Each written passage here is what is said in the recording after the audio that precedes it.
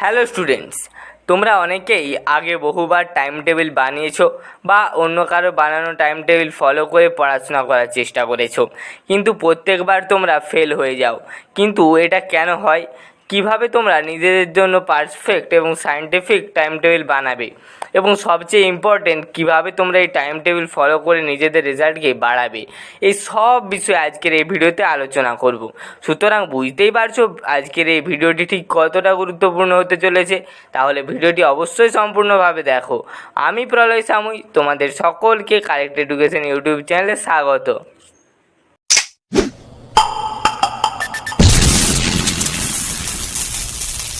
First, clarify the গোল। মনে করো তুমি কোথাও ঘুরতে যাবে এবং তার জন্য তোমাকে প্ল্যান তৈরি করতে হবে, কিন্তু তুমি এটাই যদি না জানো যে তুমি কোথায়, কবে, কেন ঘুরতে যাবে, তাহলে প্ল্যানটা কি সঠিকভাবে তৈরি হবে? না, কখনোই হবে না। কিন্তু যদি জানা থাকে যে দার্জিলিং যেতে হবে, ডিসেম্বর মাসে যেতে হবে, কারণ সেখানে খুব সুন্দর পাহাড় আছে, তাহলে এবার যে প্ল্যানটা তৈরি করবে সেটা সঠিক হবে। ঠিক তেমনই সঠিক টাইম টেবিল বানানোর সময় তোমার গোল ক্লিয়ার থাকতে হবে, অর্থাৎ কী করতে হবে এবং কেন করতে হবে এটা ক্লিয়ার থাকতে হবে। যেমন ধরো, সেপ্টেম্বর মাস থেকে তুমি পড়াশোনা শুরু করবে আর ফেব্রুয়ারির শেষে তোমার পরীক্ষা, তাহলে তোমার কাছে 170 দিন সময় আছে। এরপর তোমার টার্গেট, ফর এক্সাম্পল তোমার টার্গেট 90%। এবার এটা তুমি কেন পেতে চাও সেটা ক্লিয়ার করতে হবে। ফর এক্সাম্পল 90% পেতে চাইছো কারণ তুমি ডাক্তার হতে চাও। এইভাবে তোমাকে তোমার লক্ষ্য বা গোল ক্লিয়ার করতে হবে এবং এটাকে তোমার টাইম টেবিলের ওপর লিখে রাখতে হবে। যেমন ধরো, এটা তোমার টাইম টেবিল, এর উপরে লিখতে হবে 90% ইন মাধ্যমিক বা যে ক্লাসে পড়ছো সেটা লিখবে, সমান successful doctor, engineer, IPS, is, মানে তোমার যেটা লক্ষ্য সেটা লিখে নেবে। এরপর এই নাম্বার পেতে তোমাকে কিভাবে এই সময়ের মধ্যে পড়তে হবে সেই অনুযায়ী তোমাকে তোমার টাইম টেবিল তৈরি করতে হবে। Next, sharpen the axe. Sir Abraham Lincoln বলেছেন, give me 6 hours to chop a tree and I will spend the first 4 sharping the axe. অর্থাৎ যদি তাকে 6 ঘন্টা দেওয়া হয় একটি গাছ কাটতে, তাহলে তিনি প্রথম 4 ঘন্টা কুড়ুলকে ধার দেবেন। তোমরা অনেকেই এই ভুলটা করো। জোশ এলো আর তোমরা টাইম টেবিল বানিয়ে বা অন্য কারো বানানো টাইম টেবিল নিয়ে একবারও নিজেকে না বুঝেই, না অ্যানালাইসিস করেই পড়াশোনা শুরু করে দাও। ফলে তোমরা টাইম টেবিলকে বেশি দিন ফলো করতে পারো না। তাই তোমাকেও টাইম টেবিল বানানো, অর্থাৎ গাছ কাটা শুরু করার আগে তোমার কুড়ুলকে ভালো করে ধার দিতে হবে, যাতে তুমি তোমার সমস্যাতে সঠিকভাবে কেটে টাইম টেবিলকে ভালোভাবে ফলো করতে পারো। এখানে কুড়ুলকে ধার দেওয়া বলতে নিজেকে ভালোভাবে বোঝা এবং অ্যানালাইসিস করাকে বোঝানো হয়েছে। টাইম টেবিল বানানোর আগে অন্তত 2 থেকে 3 দিন নিজেকে ভালোভাবে অ্যানালাইসিস করো এবং দিনের শেষে সেটাকে ডিটেলে প্রতিদিন লেখো এবং দেখো তুমি সারাদিন কী করো, অর্থাৎ তোমার সারাদিনের সময় কিসে ব্যয় করছো এবং তোমার বায়োলজিক্যাল প্রাইম টাইম এবং বায়োলজিক্যাল লো টাইম কোনটা। যারা বায়োলজিক্যাল প্রাইম টাইম এবং বায়োলজিক্যাল লো টাইম কী তা জানো না, তাদের উদ্দেশ্যে বলে দিই, প্রত্যেকের একটা বায়োলজিক্যাল প্রাইম টাইম থাকে, অর্থাৎ যখন কেউ সারাদিনে সবথেকে বেশি অ্যাক্টিভ থাকে সেটাকেই তার বায়োলজিক্যাল প্রাইম টাইম বলে, এবং যখন সে সবথেকে বেশি ইনঅ্যাক্টিভ থাকে তাকে তার বায়োলজিক্যাল লো টাইম বলে। যেমন আমার সকালবেলা এবং সন্ধ্যাবেলা বায়োলজিক্যাল প্রাইম টাইম, অর্থাৎ এই সময় আমি সবথেকে বেশি অ্যাক্টিভ থাকি, এবং রাত্রে খাবার পর আমার লো টাইম, অর্থাৎ এই সময় আমি সবথেকে বেশি ইনঅ্যাক্টিভ থাকি। এমনি তোমাকেও বুঝতে হবে তুমি কখন সবথেকে বেশি অ্যাক্টিভ থাকো এবং কখন সবথেকে বেশি ইনঅ্যাক্টিভ থাকো, অর্থাৎ তোমার বায়োলজিক্যাল প্রাইম টাইম এবং লো টাইম কোন সময়। এটা তোমাকে কিভাবে টাইম টেবিল তৈরি করার ক্ষেত্রে সাহায্য করবে সেটা তোমরা একটু পরেই বুঝতে পারবে। Next, don't over stress. যদি কেউ ঠিকভাবে দৌড়ায়নি অথচ যদি সে বলে যে সে ম্যারাথনে দৌড়াবে, তাহলে এটাকে তোমরা কি বলবে? বোকামি, তাই তো? ঠিক তেমনই তোমরা টাইম টেবিল বানানোর সময় খুব বড় বড় গোল সেট করে দাও। হয়তো তুমি দৈনিক 2 থেকে 3 ঘন্টা পড়ো, কিন্তু তুমি টাইম টেবিল বানাও 8 থেকে 10 ঘন্টা পড়ার। একটা কথা মনে রেখো, যে কোনো কিছু, তা সে ডায়েট হোক, এক্সারসাইজ হোক, রানিং হোক বা পড়াশোনা হোক, আমাদের বডি এবং মাইন্ড আস্তে আস্তে ইমপ্রুভ করে। একসাথে বড় পরিবর্তন করতে গেলে আমরা পাবো ব্যর্থতা, আর ব্যর্থতা আমাদের ডিমোটিভেট করে দেয়। আর বিশেষত পড়াশোনার জন্য এনার্জির পাশাপাশি বেশি কনসেন্ট্রেশনও চাই, তাই প্রথমে তুমি একটা লেভেল পর্যন্ত এটাকে বাড়াতে পারবে। তার চেয়ে বেশি বাড়াতে চাইলে স্ট্রেস হয়ে যাবে, তাই ততটাই প্ল্যান করবে যতটা তুমি প্রথমে পড়তে পারবে, এবং তারপর প্রতিদিন 2 থেকে 5 মিনিট করে তোমার পড়ার সময় আস্তে আস্তে বাড়াবে। এবং যেহেতু তুমি এখন তাহলে তোমার গোল ক্লিয়ার এবং তুমি তোমার স্পিডও জেনে গেলে, তাহলে এবার তোমার প্ল্যান করতেও সুবিধা হবে। Fourth, prioritise.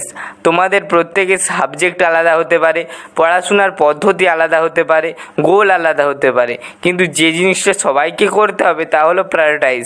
অর্থাৎ আমরা প্রত্যেককে প্রতিদিন 24 ঘন্টা করে সময় পাই, এর মধ্যেই আমাদের সব করতে হবে, তাই টাইমকে প্রায়োরিটাইজ করে চলতে হবে। কারণ এটাই সময় পড়ার, খাবার, ঘুমানোর, মজা করার, নিজেদের স্বপ্ন পূরণ করার। তো এই সময়ের মধ্যে কাজগুলিকে যে যত ভালোভাবে প্রায়োরিটাইজ করে করতে পারবে, সে তত ভালো রেজাল্ট পাবে। যেহেতু তোমরা জানো তোমাদের গোল কী, তো এবং তোমরা কিছুদিন নিজেদের অ্যানালাইসিসও করেছো, এবার তোমরা ঠিকভাবে সব কিছু প্রায়োরিটাইজ করতে পারবে। অর্থাৎ কখন কোনটা করতে হবে, কতক্ষণ তুমি পড়তে পারবে, কখন কখন তোমাকে ব্রেক নিতে হবে, যেই বিষয়গুলি বেশি গুরুত্বপূর্ণ বা যেই বিষয়গুলি বেশি পড়তে হবে, সেগুলি তুমি যখন সবথেকে বেশি অ্যাক্টিভ হবে তখন পড়বে। অর্থাৎ যখন তোমার বায়োলজিক্যাল প্রাইম টাইম থাকবে তখন ওগুলোকে রাখবে, মানে ওগুলোকে প্রায়োরিটি বেশি দিতে হবে। আর যে সমস্ত সাবজেক্ট অতটা গুরুত্বপূর্ণ নয় বা প্রজেক্ট, প্র্যাকটিক্যাল, এই সবগুলো অন্য সময় রাখবে বা এর পরে রাখবে, কারণ তখন তোমরা একটু ক্লান্ত হয়ে যাবে। আর যেহেতু তুমি কিছুদিন নিজেকে অ্যানালাইসিস করেছো, তাই তুমি তোমার পড়াশোনার পদ্ধতির ধারণা আশা করি তোমার হয়ে গেছে। তাই এবার টাইম টেবিল এমনভাবে বানাবে যাতে পড়াশোনা করতে করতে তুমি বোর না হও। যেমন ধরো একটি সাবজেক্ট পড়লে, তারপর যদি বোর লাগে তখন এর পরের সাবজেক্টের ইউটিউবে ভিডিও দেখে নিলে। আর একটা কথা, যেহেতু তুমি জানো তোমার পিক স্টাডি টাইম কোনটা, তাই তখন তুমি তোমার ফোন বন্ধ রেখো, যাতে তোমার পিক স্টাডি টাইম ওয়েস্ট না হয়ে যায়। এ সময় ভালোভাবে পড়তে হবে।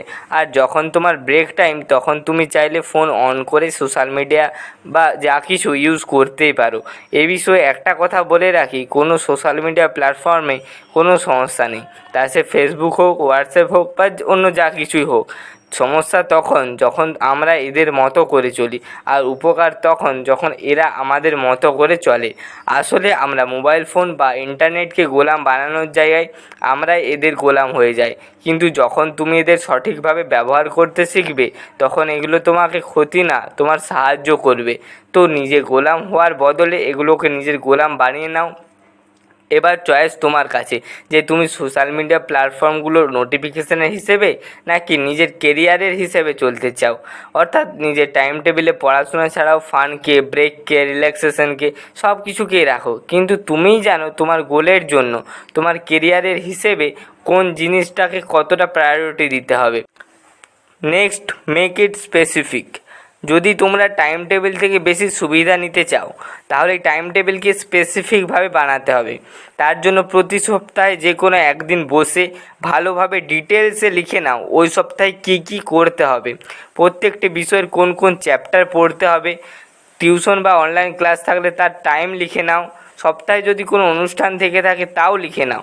এইভাবে যতটা স্পেসিফিক তোমার টাইম টেবিল হবে, ততটা ভালো তুমি নিজেকে গাইড করতে পারবে, নিজেকে ভালোভাবে চেক করতে পারবে, এবং টাইম টেবিল তত বেশি এফেক্টিভ হবে। Next, review.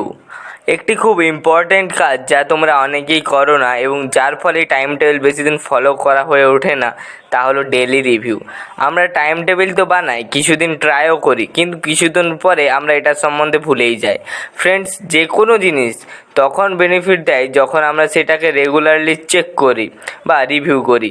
ঠিক তেমনই টাইম টেবিল বানানোর পর প্রতিদিন রাত্রে ওটাকে চেক করো এবং দেখো যে তুমি টাইম টেবিলকে কতটা ফলো করতে পেরেছো, কোথায় কোথায় ফেল হয়েছো, এবং ভাবো সেগুলো কিভাবে ঠিক করবে, কিংবা টাইম টেবিলে কিছু পরিবর্তন করা যায় নাকি। এই জন্য টাইম টেবিলকে লেডে লেখা উচিত, যাতে যখন রিভিউ করবে তখন যদি তোমার মনে হয় যে কোথাও পরিবর্তন করা দরকার, তাহলে তুমি সেই জায়গাটা পরিবর্তন করতে পারো। Last point, stay motivated. দেখবে প্রথম 1-2 দিন তুমি খুব জোশের সাথে, মোটিভেশনের সাথে টাইম টেবিল ফলো করে পড়াশোনা করছো এবং সফলও হচ্ছ প্রত্যেক দিন। কিন্তু তারপর আস্তে আস্তে তারপর তোমার জোশ কমতে থাকবে, মোটিভেশন কমতে থাকবে। তো এই যে জোশ বা মোটিভেশন, এটাকে কমতে দিলে চলবে না। এর জন্য তোমরা টাইম টেবিলকে এমন জায়গায় আটকে দাও যাতে ওটা সবসময় তোমার নজরে থাকে, এবং টাইম টেবিলের ছবি তুলে ফোনের ওয়ালপেপার করে দিতে পারো। এছাড়া নিজেকে মোটিভেটেড করার জন্য বিভিন্ন মোটিভেশন ভিডিও দেখতে পারো। আর টাইম টেবিল যখন ভালোভাবে ফলো করতে পারবে তখন নিজেকে রিওয়ার্ড দাও, আর না পারলে নিজেকে পানিশমেন্টও করাও। এমনকি তোমার পেরেন্টসকেও তোমার টাইম টেবিল তৈরি করে দেখিয়ে বলে দাও যে এই হচ্ছে আমার টাইম টেবিল, এটা আমি ফলো করার চেষ্টা করছি, তোমরাও আমাকে সাহায্য করো। তাহলে দেখবে তো যখন তারা তোমাকে সাহায্য করবে তখন তোমার টাইম টেবিলটি আরও খুব ভালোভাবে ফলো হচ্ছে। কারণ এইবার তোমাদের এই অভ্যাস তৈরি করতেই হবে। যদি টাইম টেবিল জেদি হয়ে থাকে তাহলে তোমাদের কি কিছু কম জেদ আছে নাকি? আর আমার দৃঢ় বিশ্বাস এই পদ্ধতিগুলি মানলে তোমরা অবশ্যই তোমাদের লক্ষ্যে পৌঁছাতে পারবে। তাহলে আজকের ভিডিও এতটুকুই। ভিডিওটিকে অবশ্যই তোমার সব বন্ধুবান্ধবদের মধ্যে শেয়ার করে দিও। ভিডিওটিকে ভালো লাগলে ভিডিওতে লাইক করে তা জানিয়ে দিও। আর কোনো ডাউট থেকে থাকলে কমেন্টে জিজ্ঞেস করতে পারো, আমি অবশ্যই তোমার প্রশ্নের উত্তর দেওয়ার চেষ্টা করব। এবং তোমাদের আর কোন কোন টপিকের ওপর ভিডিও চাই তা কমেন্টে জানিও, আমি অবশ্যই সেই টপিকের ওপর ভিডিও বানাবো। চ্যানেলে নতুন হলে চ্যানেলটিকে অবশ্যই সাবস্ক্রাইব করে বেল বাটনে প্রেস করে দিও। তাহলে দেখা হচ্ছে এর পরের ভিডিওতে।